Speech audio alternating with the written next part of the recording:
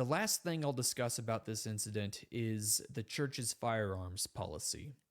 What I'm about to say might get some church members really upset with me, but it needs to be said. This incident really shows how misguided church policy is when it comes to firearms.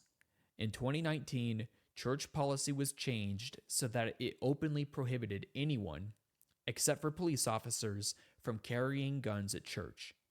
Think about that.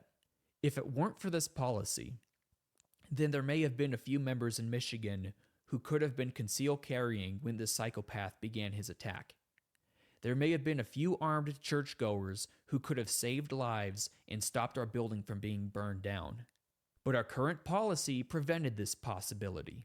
It prevents everyone except police officers from being able to defend themselves. And I also want to point out that even prior to the change in 2019, the church's policy was still anti-gun, because even back then, it stated that carrying firearms in church was inappropriate. So for many years now, we have had people who are anti-gun, or FUDs at best, dictating church policy. You thought rainbow activists like Aaron Sherinian were the only problem? Think again. We have people in God's church denying all of us our God-given Second Amendment rights. Think about that. We are being denied our God-given right to defend ourselves. This is even worse than having people like Aaron Sherinian work in the church. Because think about it, the church hasn't allowed Aaron Sherinian to override canonized doctrine, right? Gay marriage isn't being practiced in the church. But when it comes to gun rights, somebody is overriding canonized doctrine.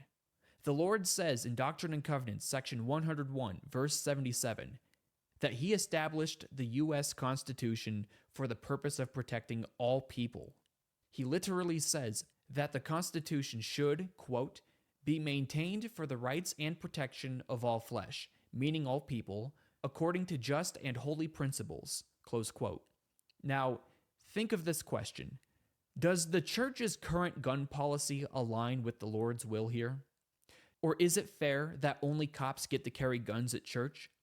No, it's not. This is not a just policy. It's not a fair policy. It's an apostate policy. It's a policy that puts us in danger every time we go to church. And worse yet, the policy conditions people to think like sheep. It conditions people to have a police state mentality. It conditions people to think that throughout all facets of life, the police should be the only ones with guns. And so they're going to undermine their inspired constitution by voting anti-gun.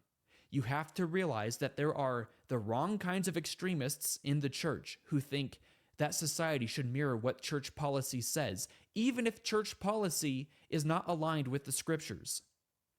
So, to reiterate these points, the church's current firearms policy not only puts us in danger, but it's an apostate policy because it overrides our canonized Second Amendment rights. Furthermore, it gives many members the impression that they should be anti-gun. Now, I don't know who specifically is responsible for this policy. I understand that the church is very large and has a massive bureaucracy that is very difficult to manage or oversee. But our policy needs to change, and it needs to change before any more of our churches are attacked.